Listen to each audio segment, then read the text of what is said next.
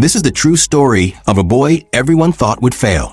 A boy mocked for being poor, black, and not smart enough. But what no one knew was, he would one day save lives with his hands and become a doctor the whole world would know. Meet Benny, a sweet, quiet boy with big eyes and a clueless smile. He tries hard in school, but no matter how much effort he puts in, his marks never improve. Single digits every single time. The other kids? They laugh. They call him names. He becomes the joke of the classroom. And soon Benny starts to believe it too. "I'm just dumb," he tells his mother, his head low. But she doesn't believe that for a second. His mom, Sonya, looks at him with eyes full of hope. "You are not dumb," she says. "You can do anything. One day they'll see." But can a child who believes he's a failure ever become more? What happens when even teachers give up on you? One day, Benny takes a test and, as expected, scores a big fat 0. But something strange happens. A girl sitting beside him mocks him. "Hey, you got none again." But the teacher hears something else. She thinks the girl said 9. The teacher smiles and nods. "9? That's better," she says. Everyone laughs even harder. Because to them, Benny getting a 9 is a miracle. But to Benny, it's just another reason to feel small. How far can a child go when the whole world tells him he can't? And what if the only person who believes in him is his mom? But this is only the beginning, because soon things go from bad to worse. And Benny? He's about to explode. The laughing never stops. At school, in the corridors, even outside. Wherever Benny goes, the jokes follow. But this time, it's more than words. A lock in his hand. And punches one of the boys. The hallway falls silent. The principal calls Benny's mother. Sonya sits in the office, watching as the principal slides over Benny's report card. It's not good. Failing grades in almost every subject. And now violence? Sonya looks tired, but not defeated. She holds Benny's hand. He pulls away. "I'm just not smart," he tells her again. "I can't be like the others." But Sonya refuses to give up. Not on him. Not now. Not ever. One day, Benny asks his mom for help with his homework. Sonya hesitates, then says she needs her reading glasses. But as she watches Benny squint at the page, she realizes something. He doesn't need help understanding. He just can't see. A trip to the doctor confirms it. Benny has poor eyesight. That's why he struggles to read the words. They get him glasses. And the very next test, something incredible happens. From 0 to 24 out of 25. Tears in her eyes. Benny hugs her tight. For the first time, he feels smart. But this isn't just about grades anymore. Because Benny's about to find something that changes his entire destiny. Not in school, not in books, but in a church sermon, where a story sparks a dream he never knew he had. As the minister begins to speak, the minister's voice is powerful. He tells a story about a poor boy who grows up to become a doctor. A man who saves lives, helps people, and changes the world. Benny listens, eyes wide. In his mind, he begins to imagine it. He sees himself not as the boy with bad grades, but as the doctor in the story. Strong, smart, respected. And for the first time ever, Benny believes that could be him. "Mom, I want to be a doctor." He says it with new confidence. Sonya smiles, but she's worried. Because at home, things aren't perfect. The boys watch too much TV. They joke, argue, avoid homework. Sonya feels the pressure building again. But what's really eating her up inside is something she's never told her sons. She visits a hospital, not for Benny, but for herself. She tells the doctor about her pain, her past, her fears. She was married at 13. Her husband had another wife and children she didn't know about. Then came the drug dealing, the lies. And finally, she walked away, raising Benny and Curtis on her own. She works as a cleaner, hides her sadness behind smiles. But now it's too much. The doctor listens. He sees the signs. Sonya is depressed. She even has thoughts of ending it all. He tells her gently, "You need rest. You need help." Sonya agrees. For the first time, she puts herself first. Before she leaves, she tells her sons, "I'm going to Detroit for a while." She doesn't tell them why. She just asks them to be good, to study hard, to memorize their multiplication tables. The boys groan.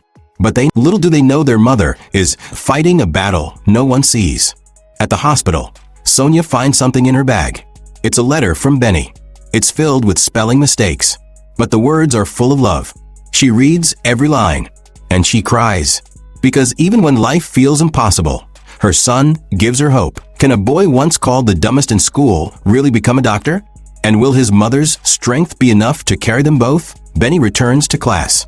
This time, he's not the same boy they remember. He's about to shock everyone, especially his teachers. Sonya returns home after her treatment. She's greeted by something she never expected. Benny, running toward her with joy in his eyes. "Mom, look what I got."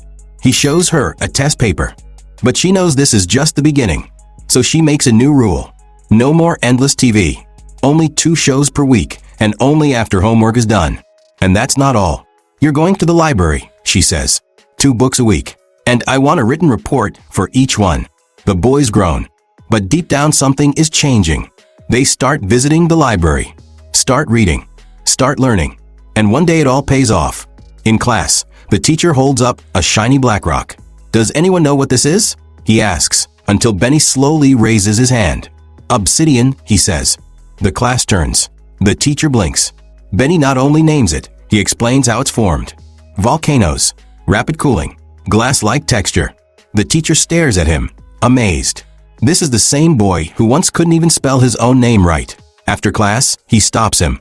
"Benny," he says, "you've unlocked your brain. From class clown to the smartest kid in the room? Could this really be happening? It's time for the spelling competition." Benny stands up in front of the class. Word after word, he spells them all. He wins. But as he collects his prize, the teacher doesn't smile. She looks bitter. Because deep down, she's racist.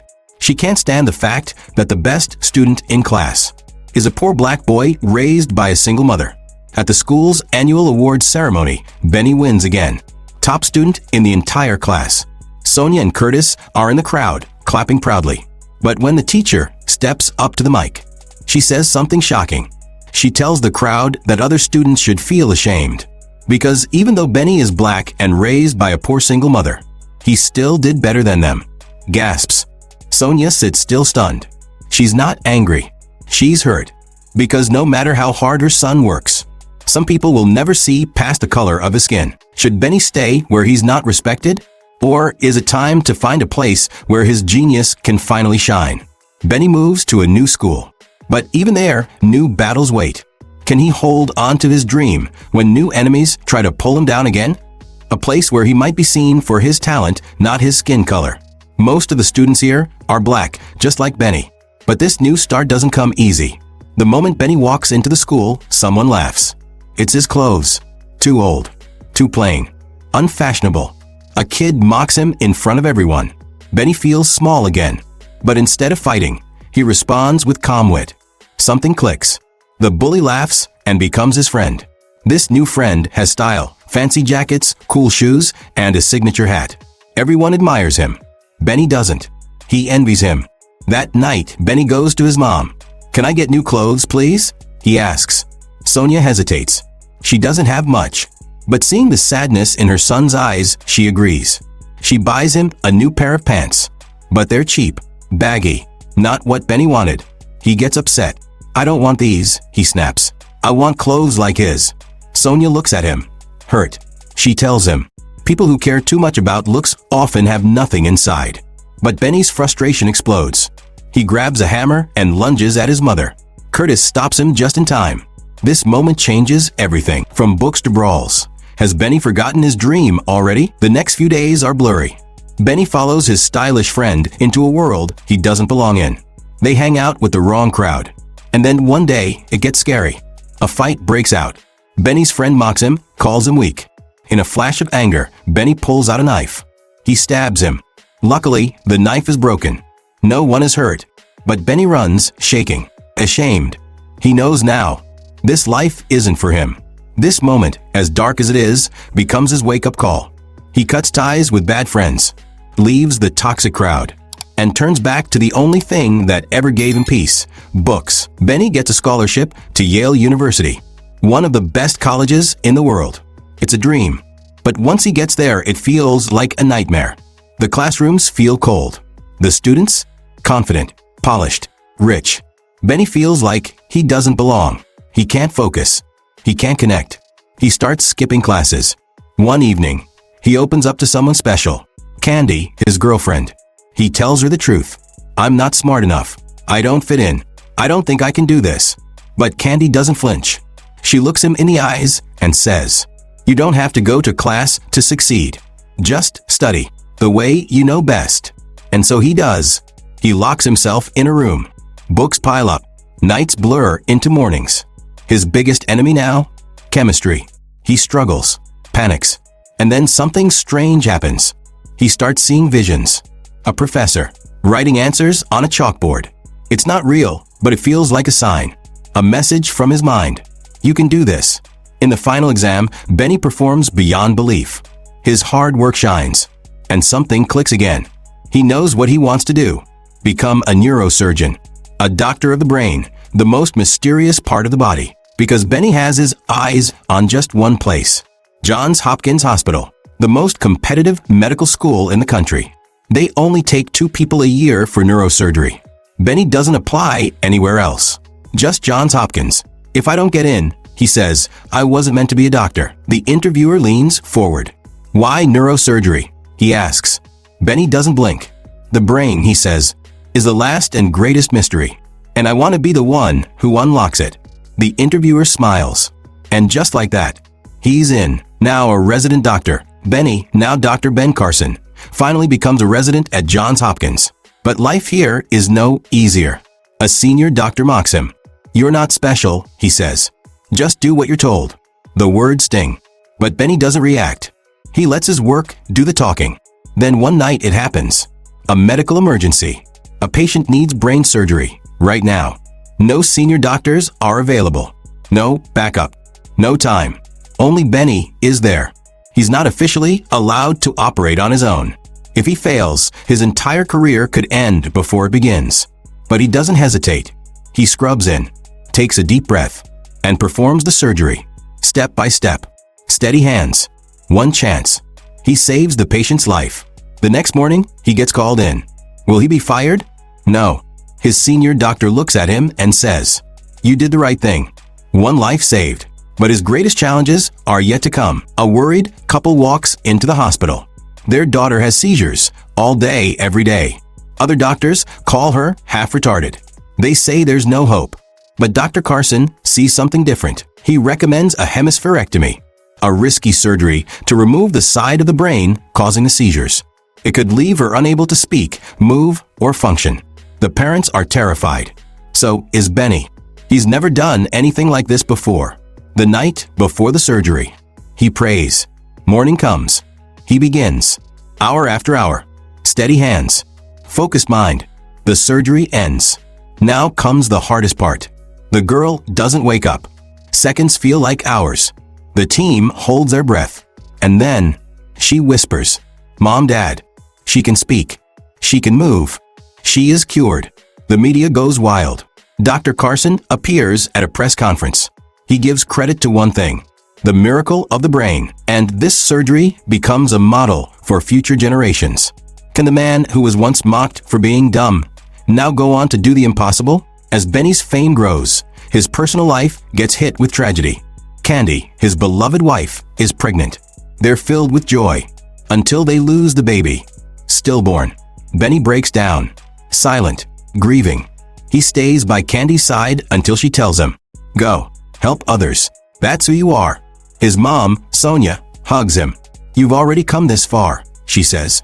"You're not done yet." But Benny's next challenge isn't just hard. It's a global medical first, the most dangerous surgery of his entire life. Benny receives a call from Europe, a case no one else will touch. Conjoined twins. Their heads are fused together. One wrong move, and both babies will die. Benny hesitates. Even he knows how impossible this is. But deep down, he knows one thing. If I don't try, no one will. He begins months of research, hours of planning.